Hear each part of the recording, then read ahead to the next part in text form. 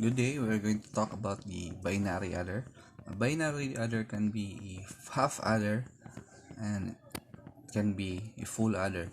So a half adder is a combinational circuit that performs the addition of 2 bits, while the full adder is a combinational circuit that performs addition of 3 bits. So this is the half adder. As you can see, we have a table. So it performs a 2-bit addition.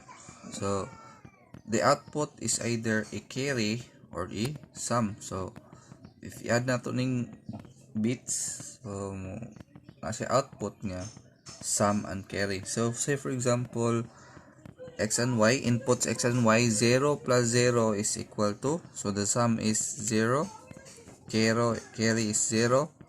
So if x is 0 and y is equal to 1, so the sum is 1 and carry is 0. So if x is equal to 1 and y is equal to 0, so the same, the sum is 1, carry is 0. So if x is equal to 1 and y is equal to 1, so the sum is 0, carry 1. So this is how the half adder adds or performs, no? So there are two inputs and 2 outputs, which is the sum and the carry. So how about the logic circuit? So as you can see, the sum, no, if we have a 2 inputs, x and y, so therefore x and y input,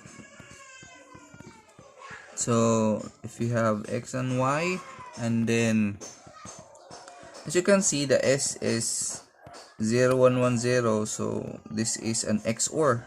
So therefore ang sum is an XOR. So this is an XOR. So this is the S. So the carry, so this is sum. So the carry is 001. So the output is 1 only if both input x and y is also equal to 1. So this is an AND gate. This is an AND gate.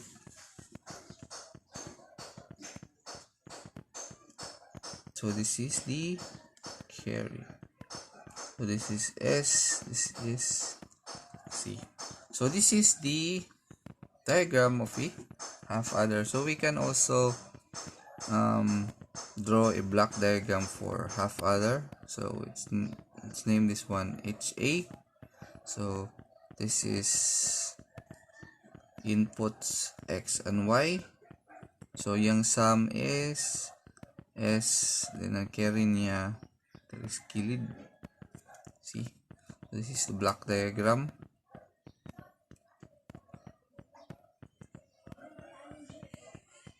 This is the logic diagram. So it is the XOR, no, then AND.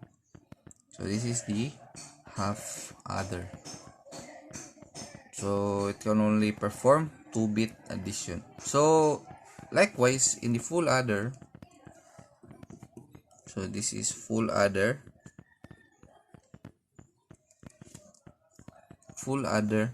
So it is a 3-bit addition. So we have now x, y, and z,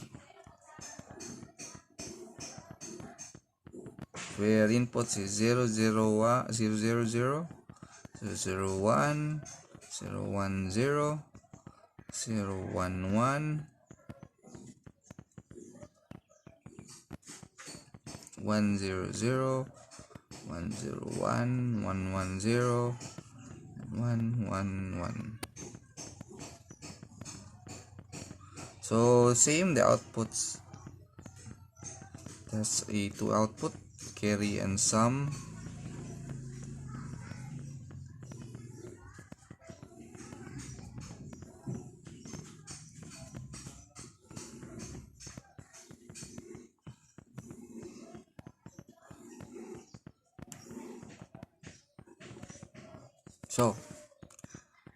So if both inputs are 0, so sum is 0, carry is 0.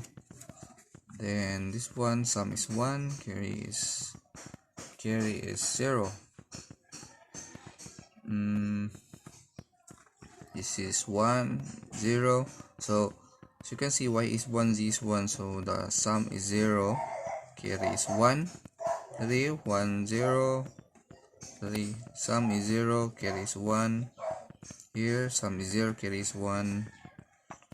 But the way, so x y z are both 1, so this is sum is 1, carry is 1 because 3 man. So as you can see, you can, out of these outputs, you can now derive the logic diagram using K-map. But as you can see, we can just use half adder lang, no? We can just use half adder in order to determine the logic diagram of the full adder. So all we need is just, since this is 3-bit addition, how about we use half adders, no, instead of deriving the logic diagram using keymaps. So since this is 3-bit, the kaning half adder is 2-bit. So how about let's use 2 half adders, no? 2 half adders. So if you have HA, you have half adder. So you have inputs. So dali na natong carry. See, this is the sum. So say S1 C1. The inputs are this is X, this is Y, and then another one is a half adder. Have another half adder here. So dere, so since 2-bit naman so dere na to i-add ang Z XYZ, and then the other one is how na to nibutang ng other one. So dere is the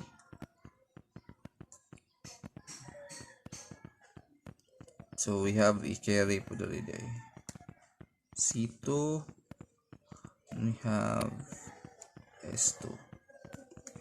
So as you can see, napay usa ka input in the second half adder. So what should be put in this input? Is it the sum of the other half adder or the carry of the other half adder?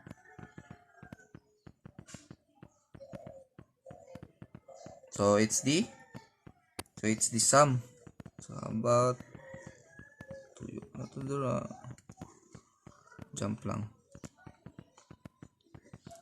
you know,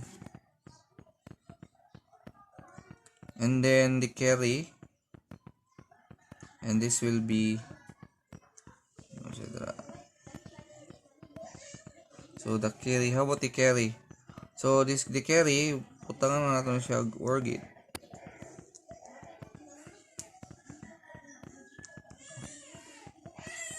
So we have now the sum.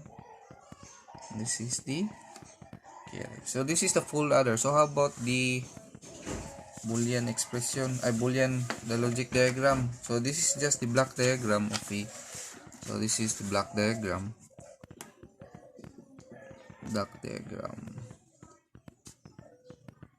Of a full adder using half adders. So how about the logic diagram? So the logic diagram is, as you can see, it is composed of 2 half adders. Butan na nato ni dere X and Y. So you need, so this is an XOR, no? So half adder man XOR dira, and then you have AND gate.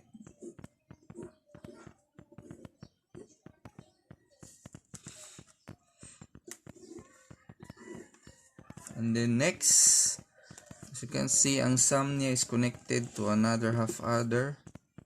So this is XOR na po niya.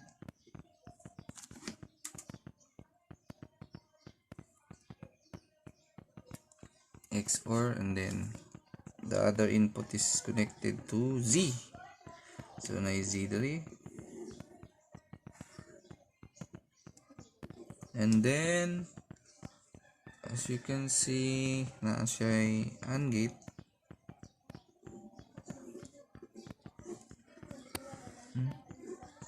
Which is the two AND gates are connected with OR gates. This is OR gate, and this is the sum. So this is the logic diagram.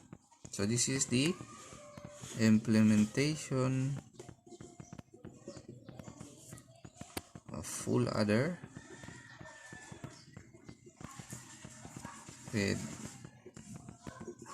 two half adders and OR gate. So as you can see, this is the half adder is just composed of one XOR and an AND gate, while the full adder is composed of two XORs and an AND gate. As you can see, it can now add 3 bits. No, say for example, so let's have an example about if we say x, y, and z is equal to 1. So the result is equal to 3, no? Sum is 1, carry is 1. So kung 1 say 1 is 1. So XOR mo so this is, so same, this is 1, this is 1, this is 1, 1 1, 1, so this is 1. So this is, since this is 1 po 1. So as you can see, ang sum natin is equal to 1, carry is equal to 1. So it can perform this truth table. So later on in your laboratory, you will perform this logic diagram using a software electronic workbench. So how about the binary adder? So binary adder. So binary adder is binary adder or binary addition. So in a binary adder, so it can perform 4-bit addition. So 4-bit. So this is a 4-bit addition.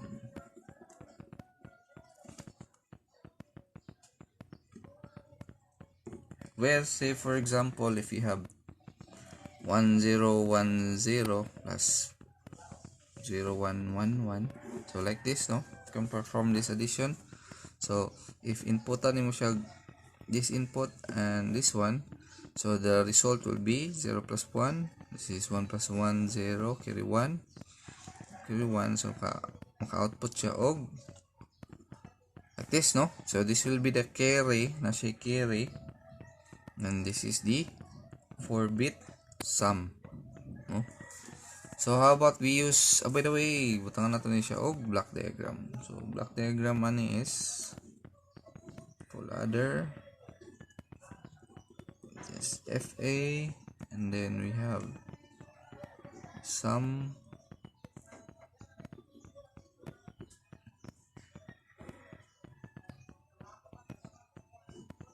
so this is S, this is X, Y, and Z.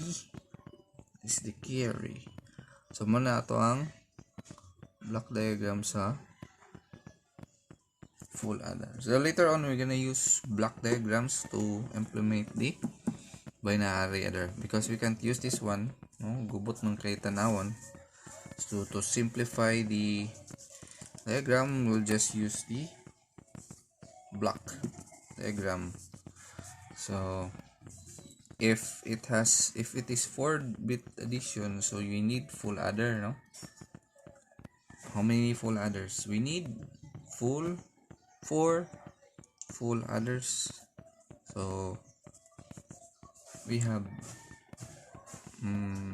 so para ma-add din duha, So 1 0 plus 1, so this is first full adder, 1 plus kani, second full adder kani, third full adder kani, fourth full adder. So how about this is, let's make this is a sub 3, a sub 2, a sub 1, a sub 0. This is b sub 3, b sub 2, b sub 1, b sub 0. Then ang sum na to is s sub 0, sub 2, s sub 3, and then the output carry is say this is C4, no? Kaya mo carry man ni A0 plus B0, so kung na siya carry mo dari carry 1, carry 0, carry 1, carry 2, carry 2 is ano, no? Then carry 3 is okay, C3 ni. So full adder. So first one is, this is the first full adder, FA.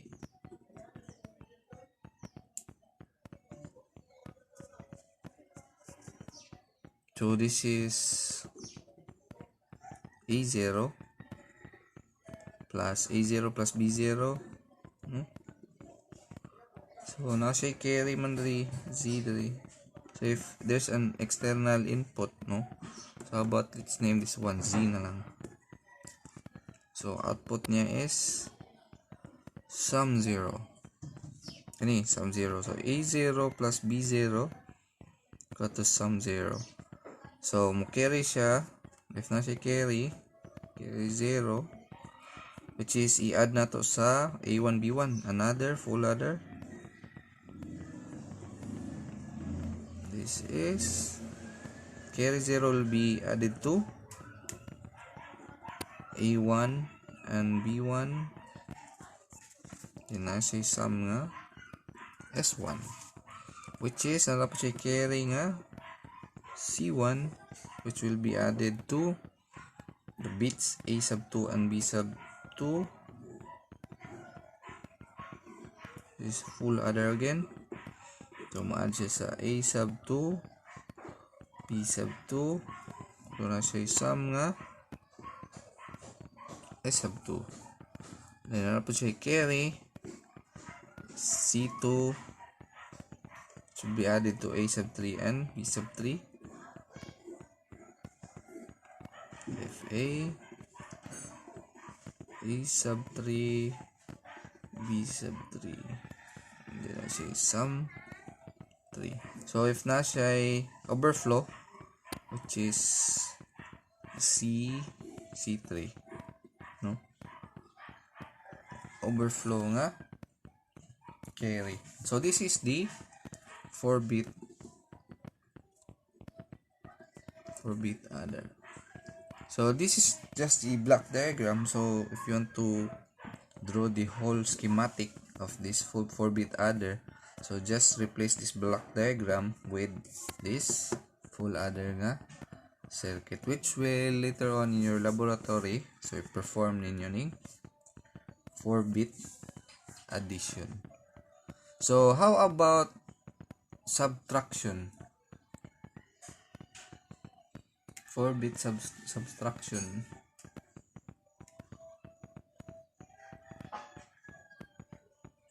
So it can add and also it can subtract. So this is 4-bit adder slash subtractor. So let's use the same block diagram, which is the 4-bit, no?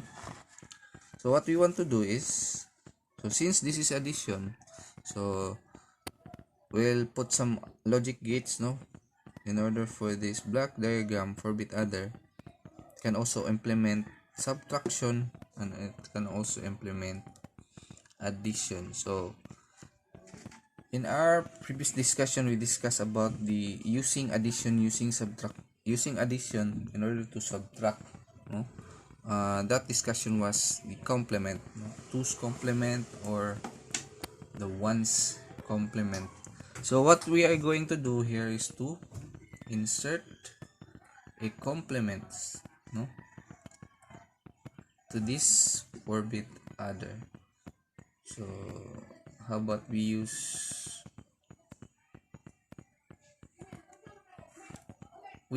two's complement na to ni.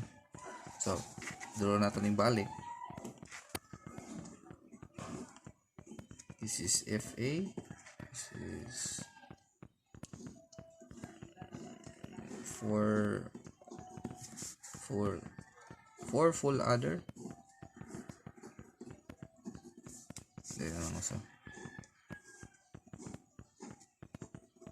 So na may carry din, no? C0,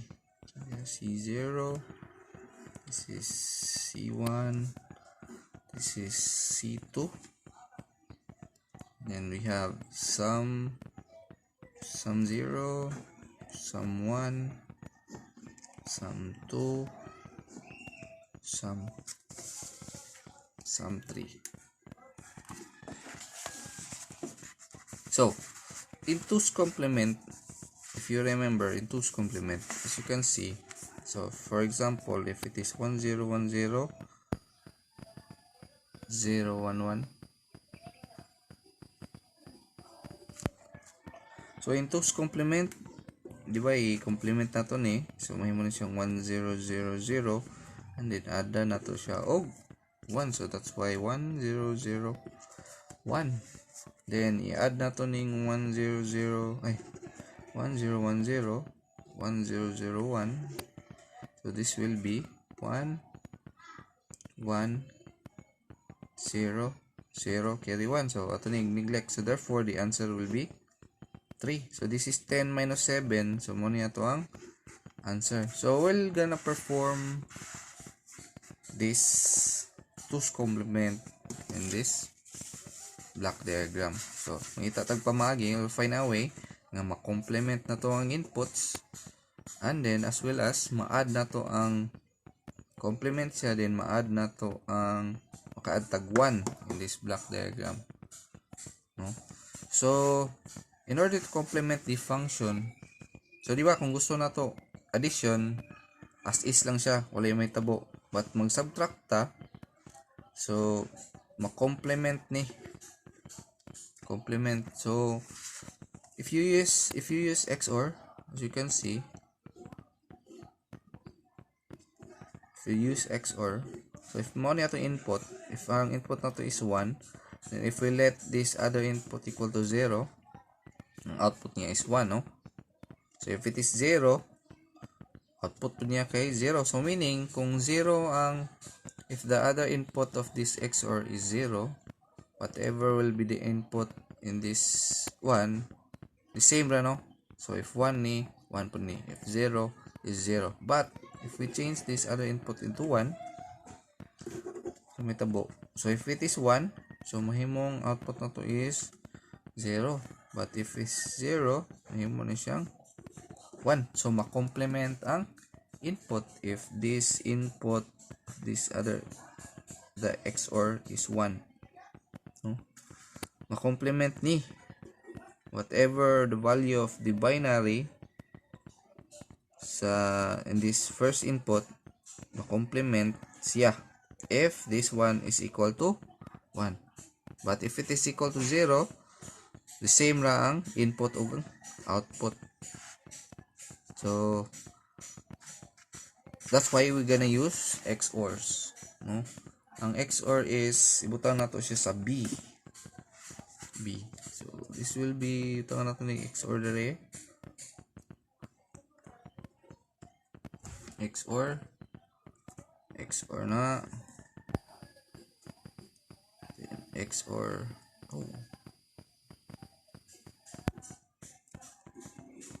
XOR dere.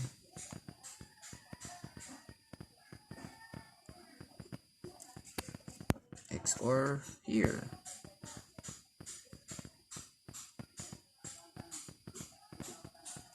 Uh, so the other input of the XOR is muna to ang gihimong switch.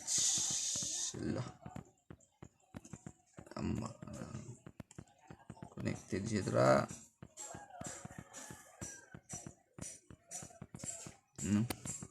Muna to ang kanino. Muna siya. Another input. So if it is equal to 1,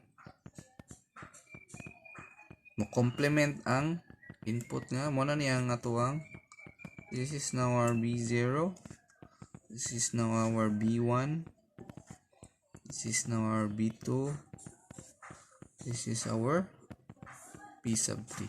So, if it is equal to 1, ang B sub 0, B sub 1, B sub 2, B sub 3, makomplement siya.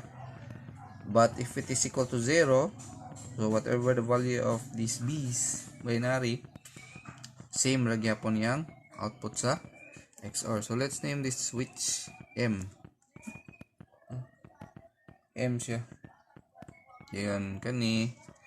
Same ragyapon na as is A sub 0, A sub 1. This is A sub 2, A sub 3.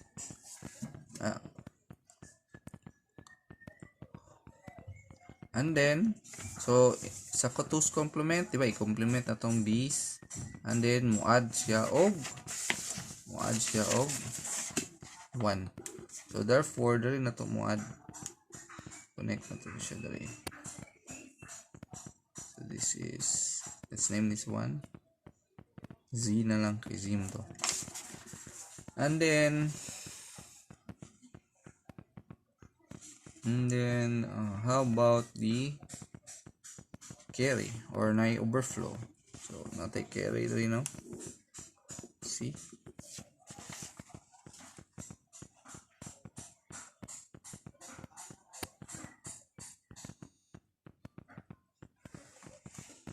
So, this is the 4 binary bit adder or the subtractor. So, butangan nato na siya overflow detector. So, it will detect the overflow. Na ba siya exist nga binary using XOR.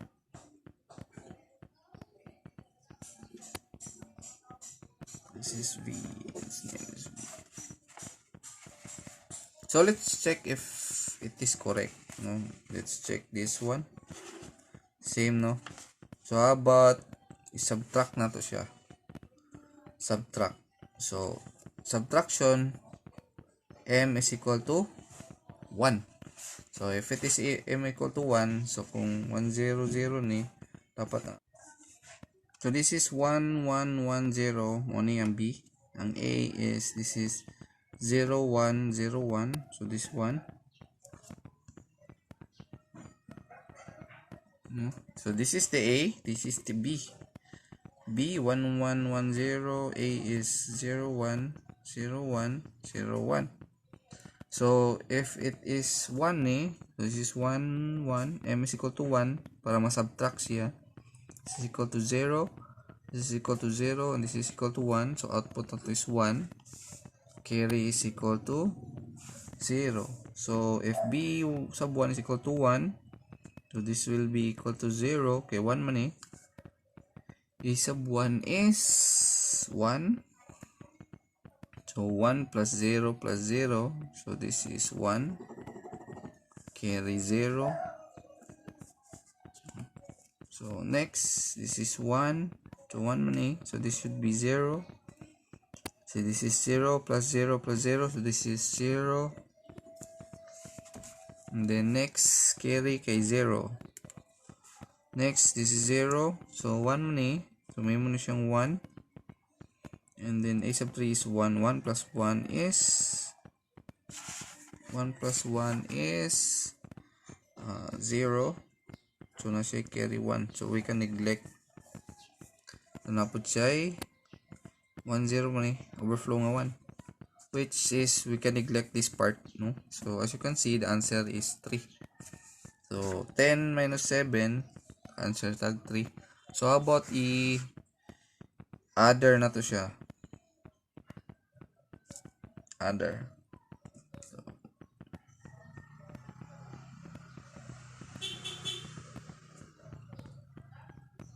So in addition, this is equal to m equal to 0. So i-add na to ni. So kung 0 ni, this is 1 as is na din ni. This is equal to 1, 0 plus 1 plus 0. This is equal to 1. Carry 1. So next, this is 0. So 1 plus 0, this is 1. This is 1, 1 plus 1 plus 1. Oh. This is 0. So 1 plus 1, this is